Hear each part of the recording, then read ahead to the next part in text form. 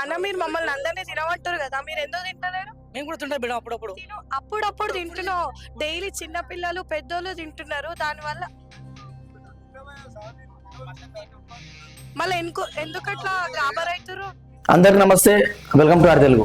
మేడారం సమ్మక్క సారక్క జాతరలో ఒక చిరు వ్యాపారి 10 రూపాయల కోవా బన్ అమ్మడం జరిగింది కదా, దాని గురించి కాంట్రవర్సీ పెద్ద ఇష్యూ మారింది తెలంగాణ వ్యాప్తంగా.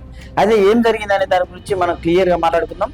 పూర్తి వీడియోలకు వెళ్లే ముందు ఒకసారి వీడియోని అయితే లైక్ చేయండి. మేడారం జాతర అంటేనే ఆసియా ఖండంలోనే అతిపెద్ద ఆదివాసీ జాతర. డెఫినెట్గా అక్కడ లక్షలాది మంది భక్తులు అక్కడికి వెళ్ళడం, అమ్మవారిని దర్శించుకోవడం జరుగుతుంది. ఈ సందర్భంగా చిరు వ్యాపారులు రకరకాల వ్యాపారాలు చేసుకుంటారు. సేమ్ అట్లనే ఈ వ్యాపారి ఏం చేసిండు, కోవా బన్ 10 రూపాయలకు కోవా క్రీమ్ అండ్ బన్ను కలిపి ఇవ్వడం జరిగింది. అక్కడికి ఒక రిపోర్టర్ వెళ్ళి 10 రూపాయలకు కోవా ఎట్లా వస్తుంది, 10 రూపాయలకు బన్ ఎట్లా వస్తుంది, అసలు నీ పేరేందని తనని ప్రశ్నించడం జరిగింది. తను చెప్పిన పేరు ఏంటంటే ఒక ముస్లిం, ఆయన పేరు ఒక ముస్లిం సమాజాన్ని రిప్రజెంట్ చేస్తుంది కాబట్టి, ఓహో నువ్వు ముస్లిం కాబట్టి ఈ విధంగా నువ్వు అమ్ముతున్నావు, హిందువులందరికీ ఆరోగ్య సమస్యలు వచ్చే విధంగా, ఇంకా చెప్పాలంటే సంతానాలు ఏమి క్రియేట్ చేయడానికి ఈ కోవాలు నువ్వు ఏదో కెమికల్స్ వాడుతున్నావు, అందుకే ఇంత తక్కువ ధరకు నువ్వు అమ్ముతున్నావు అని తనని ప్రశ్నించడం, తన చుట్టూ భూమి కూడడం, అసలు ఇది ప్రమాదకరం కాకుంటే నువ్వు తిని చూపించని ఆయన ఇబ్బంది పెట్టి తినిపించడం కొంచెం హృదయ విదారకరంగా ఉంది. నా క్వశ్చన్ ఏంటంటే, ఇక్కడ హిందూ ముస్లిం అనేది పక్క పెడితే ఆయన చాలా చిరు వ్యాపారి. నిజంగా ఆయనకు హిందువుల పట్ల ద్వేషం ఉండుంటే, హిందువులు నాశనం కావాలని కోరుకుంటే, అలాంటి వ్యక్తి, ఆ స్థాయి ఉన్న వ్యక్తి సపరేట్ గానే ఉంటారు. మనం చూస్తుంటాం ముస్లింలలో అందరు కాదు, ఒక 10% ముస్లింలు పాకిస్తాన్ గానీ టెర్రరిజాన్ని కూడా ఎంకరేజ్ చేసే విలువలు ఉంటారు. అలాంటి వాళ్ళు ఎక్కడ ఉంటారు తెలుసా, దాదాపుగా అర్బన్ ఏరియాలో ఉంటారు. మీరు చూసినట్లయితే ఓల్డ్ సిటీలో కొన్ని ప్రాంతాల్లో అంటే ఈ విలువలు మొత్తం కూడా తల్లి పాలు దాగి తల్లి రొమ్ము గుద్దే విలువలు ఉంటారు. వీళ్ళకి సపరేట్ సబ్జెక్టు. కానీ ఆ వ్యక్తిని చూడండి, ఆ వ్యక్తి కళ్ళు చూడండి ఎంత చెమ్మగిల్లాయో, ఎంత బాధపడుతున్నాడు పాపం. 10 రూపాయల కోవా బన్ అమ్మే వ్యక్తి దగ్గరికి వెళ్ళి ఈ మీడియాని అత్యుత్సాహంతో యాజ్ అ జర్నలిస్ట్ గా నేనైతే సిగ్గుపడుతున్నా. నాకు బాధ అనిపించింది. నేను సనాతన వీడియోలు చాలా చేస్తాను, హిందువులకు ఎక్కడ ఏం అన్యాయం జరిగినా కూడా ఇదే మా ఛానల్లో కూడా నేను క్వశ్చన్ చేస్తాను. ఇప్పుడు చాలా మంది వచ్చి నీకు ఆయన బాధనే కనబడ్డాయి కానీ పిల్లల ఆరోగ్యం కనబడాలి అనొచ్చు. ఒకవేళ అలానే వాళ్ళకి నేను చెప్పేది ఏంటంటే, మీరు మార్కెట్లో కొనే పాలు, మీరు మార్కెట్లో కొనే కూరగాయలు, మీరు మార్కెట్లో తీసుకునే ఏ ఫుడ్ ఐటమ్స్ అయినా మొత్తం రసాయనాలతో నిండిపోయింది, అన్ని కెమికల్స్ తో నిండిపోయింది. ఏ డిమార్ట్ ని మీరు ప్రశ్నిస్తున్నారు, ఏ రెస్టారెంట్ మీరు ప్రశ్నిస్తున్నారు, ఇలాంటి ఇప్పుడు మేఫిల్ ఉంది, అది ముస్లిందే కదా పెద్ద రెస్టారెంట్. ఇదే రిపోర్టర్ ఏదైతే తేజస్వి న్యూస్ ఉందో, ఇదే రిపోర్టర్ వెళ్ళి ఆ మేఫిల్ రెస్టారెంట్ లో వెళ్ళి క్వశ్చన్ చేయగలడా? నీలోఫర్ అనేది చాలా పెద్ద హోటల్, అక్కడ ఒక టీ వచ్చి 100 కొద్ది రేట్ ఉంది. మరి అక్కడ కూడా బన్నే కదా, అది దానికి ఎక్స్పైరీ డేట్ ఉందా? దాన్ని క్వశ్చన్ చేస్తావా బ్రదర్? ఎందుకు?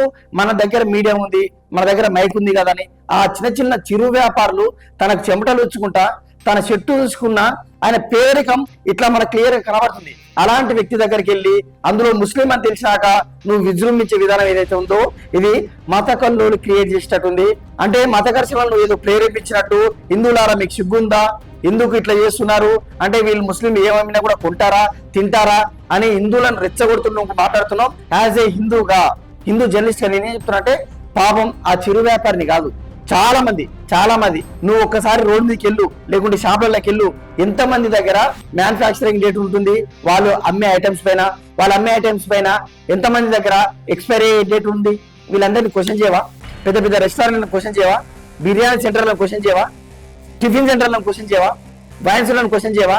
యాజ్ అ జర్నలిస్ట్ గా మన పని ఏంటంటే, అసలు అక్కడ నిజాలు తీసుకొని మనం నివృత్తి చేసుకొని దానికి సంబంధించిన అధికారులు like food inspection officer, food safety అధికారులకు మనం చెప్పి దాని గురించి చర్య తీసుకునే విధంగా చేయాలి. తను పేదవాడు కాబట్టి తను చేసిన కరెక్ట్ అని కూడా నేనేం చెప్పట్లేదు. ఇప్పుడు పాలకోవా బన్ అనేది అది పంచదార పాకంగా కనబడుతుంది, లైట్ గా పాలు ఉండొచ్చు, డెఫినెట్ గా అది కల్తీనే. తిరుపతి లడ్డు విషయంలోనే నెయ్యి కల్తీ జరిగింది కాదు, అసలు అందులో నెయ్యినే లేదు, మొత్తం ఫామ్ ఆయిల్ కలిసిన వ్యక్తులు, ఇలాంటి చిన్న వ్యక్తులు చేసినా కూడా మనం ఉపేక్షించలేదు, డెఫినెట్ గా ఖండించేది.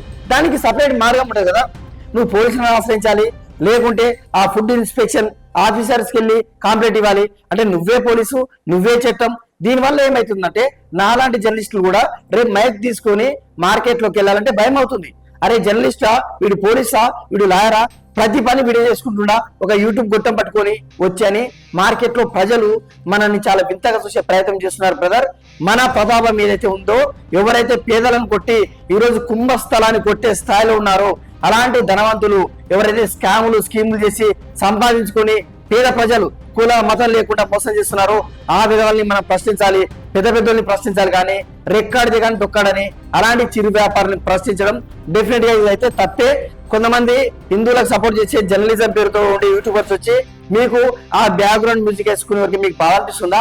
అదే విధంగా స్పైడర్ బ్యాక్గ్రౌండ్ మ్యూజిక్ వేసుకుంటే వాడి క్రూరత్వం కూడా కనబడుతుండే. మరి మీరు బ్యాక్గ్రౌండ్ మ్యూజికే ఇట్లా విలవిలలాడిపోతున్నారు, బాధపడుతున్నారు, ఈ రోజు మానవత్వం గుర్తొస్తుందని కొంతమంది చెప్తున్నారు. డెఫినెట్ గా బ్రదర్ ఆ బీజేఎం కు ఎవరు కూడా ఇక్కడ విలవిలలాడట్లేదు. విషయం ఏంటంటే ఆయన చూపులు, ఆయన పరిస్థితి, ఆయన పేదరికం కళ్ళకు కట్టినట్లే కనబడుతుంది కాబట్టి అక్కడ మెల్ట్ కావడం జరుగుతుంది.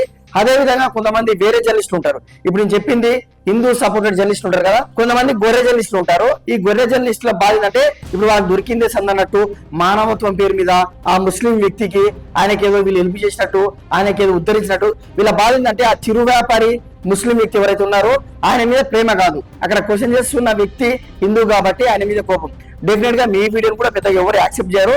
ఎందుకంటే న్యూట్రల్ గా మాట్లాడితేనే యాక్సెప్ట్ చేస్తారు తప్ప ఒక గొర్రెను లేకుంటే సనాతన ధర్మానికి చాలా కట్టుబడి కరడు కట్టిన వ్యక్తులు కాదు. ఇక్కడ న్యూట్రల్ గా సమాజం ఏముందో దాని గురించి మాట్లాడితేనే యాక్సెప్ట్ చేస్తారు.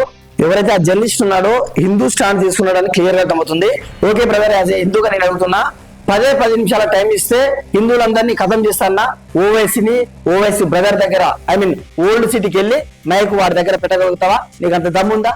అంత దమ్ము లేనప్పుడు నువ్వు కూడా హిందువులకు స్టాండ్ తీసుకున్నట్టు కాదు. ఈ రోజు హిందువులను రెచ్చగొట్టుకుంటా అడవులు ఏదైనా కూడా మనం తినాలా, మనం అంత కళ్ళు మూసుకొని ఉన్నామా అని హిందువులను రెచ్చగొట్టుకున్నావు కదా. డెఫినెట్ గా కొంతమంది యాక్సెప్ట్ చేస్తా, కొంతమంది అక్కడక్కడ ఫుడ్స్ పైన ఉమ్మిచ్చి కూడా పంపిస్తుంటారు, కొంతమంది అయితే మూత్రం కూడా పోస్తుంటారు. అలాంటి వీడియోలు తీసుకొస్తే డెఫినెట్ గా మేము అందరం ఖండిస్తాం. కానీ ఈయన వాతావరణం చూస్తే, ఈయన పేదరికం చూస్తే ఈయన పైన వీడియో చేస్తే కరెక్ట్ కాదు. నీకు దమ్ముంటే ఓవైసీ పైన వీడియో చేయి, ఓల్డ్ సిటీకి వెళ్ళి వీడియో చేయి.